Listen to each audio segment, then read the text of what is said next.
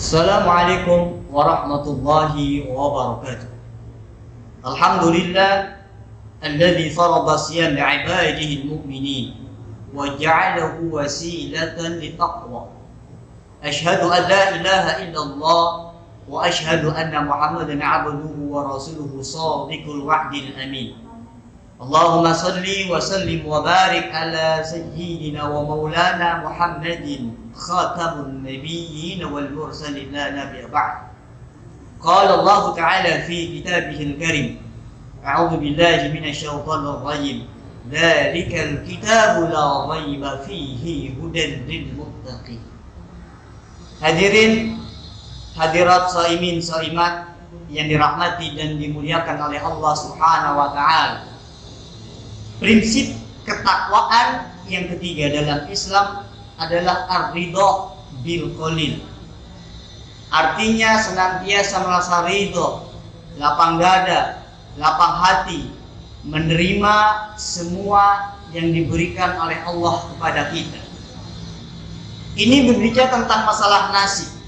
Kita manusia selalu ingin jadi orang kaya, pengen punya tabungan yang banyak, pengen punya pangkat yang tinggi. Tapi sebagai seorang hamba yang mengimani kekuasaan Allah dengan segala kemutlakannya itu, apapun yang terjadi, apapun yang kita dapatkan, itu merupakan ketetapan yang terbaik yang Allah berikan kepada kita. Dan itu adalah sikap hidup seorang mukmin yang paling fair. Kita ingin sukses, kita ingin kaya, kita ingin berhasil, siapkan planningnya, siapkan schedule-nya, siapkan program kerjanya, siapkan modalnya. Tapi ketika kita bicara pada posisi hasil, apapun yang kita peroleh, apapun yang kita dapatkan, itu merupakan takdir dan ketetapan yang Allah berikan, dan itu adalah yang terbaik untuk kita. Makanya Rasulullah SAW dalam sebuah hadisnya sering menasihati para sahabatnya. Kata beliau, "Waradha bima qasamallahu laka takun agnan nas." Wahai para sahabat, kata Rasulullah, senantiasalah kalian selalu merasa ridho, merasa qanaah, cukup dengan semua apa yang telah Allah berikan dalam hidupmu, maka kamu akan menjadi orang yang paling kaya. Hadirin yang dimuliakan oleh Allah Subhanahu wa taala, para shaimin dan shaimah.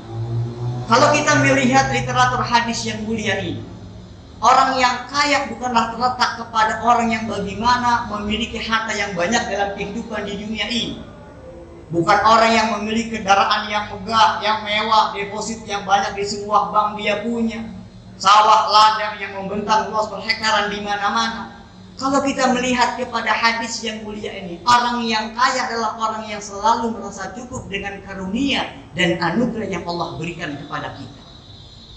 Di zaman sekarang mungkin banyak orang punya penghasilan 100 juta, punya penghasilan sampai puluhan juta, bahkan sampai miliaran, tapi dia tidak cukup dengan semua apa yang dia peroleh. Dia tidak qanaah dengan semua apa yang Allah berikan dalam hidupnya. Yakin dan percaya itu adalah orang yang miskin dalam pandangan Allah. Tapi bisa jadi di zaman sekarang dia punya penghasilan sehari 50.000, anak 3, kerjanya cuma ojek, tetapi dia ridho, tetapi dia qanaah dengan semua anugerah yang Allah berikan dalam hidupnya. Yakin dan percaya itu adalah orang yang berbahagia, dan itu adalah orang yang kaya dalam perspektifnya Allah Subhanahu wa taala. Jadi orang yang beriman, orang yang bertakwa dalam pandangan Islam, apalagi dalam pandangan Allah, dia tidak akan pernah mengenal status sosial. Dimanapun dia berada, entah dia menjadi seorang pejabat, entah dia menjadi seorang rakyat biasa, entah dia menjadi konglomerat, entah dia menjadi pekerja biasa. Mungkin dia tinggal di desa, tinggal di pelosok-pelosok desa, tinggal di pinggir-pinggir gunung, ataupun tinggal di kota yang begitu ramai marak kehidupannya. Tapi kalau dia pada posisi ini, dia pada posisi selalu ridho dengan anugerah dan nikmat yang telah Allah berikan dalam hidupnya, yakin dan percaya orang ini adalah orang yang paling berbahagia, dan orang ini adalah orang yang paling memiliki kaya di dalam jiwa dan hatinya dalam pandangan Allah Subhanahu wa taala.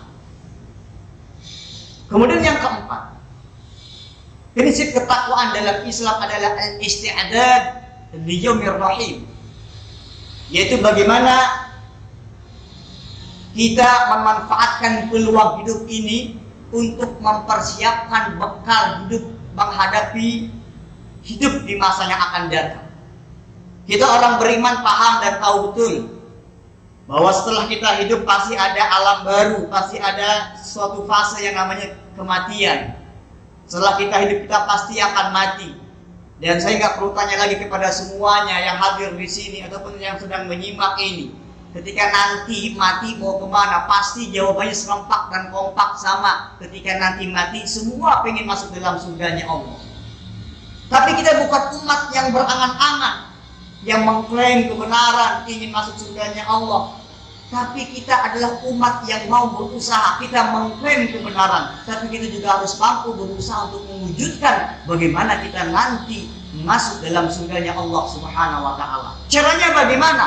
Manfaatkan isti'dadu li yaumir rahim. Manfaatkan peluang hidup ini untuk kita bagaimana memperbanyak bekal amal menghadapi kehidupan di masa yang akan datang.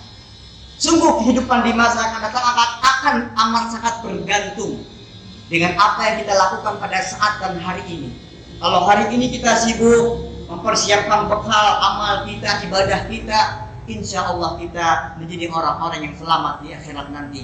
Tapi kalau kita terlena dengan duniawiyah, kita jauh dari kehidupan beragama, bahkan rukuk kita tinggalkan, sujud kita lupakan, maka tidak akan ada jaminan keselamatan nanti pada kehidupan akhirat nanti.